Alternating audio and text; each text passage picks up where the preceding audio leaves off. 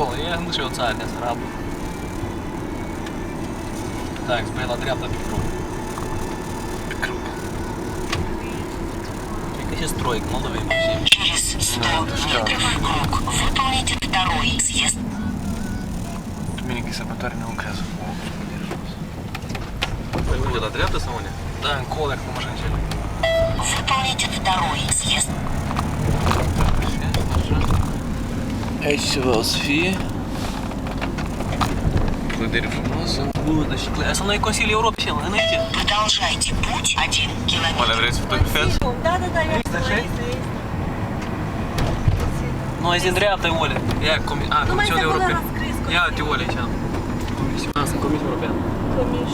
E european ceva. Că de ce multe poliție, nu știu.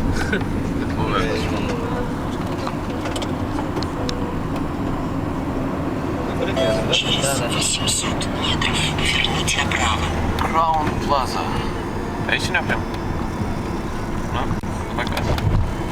Crown Plaza. Vede, orașul ăsta e super. Frumos. Și curat, cred că. Bine, la semaforul ăsta, dar... Pe vreo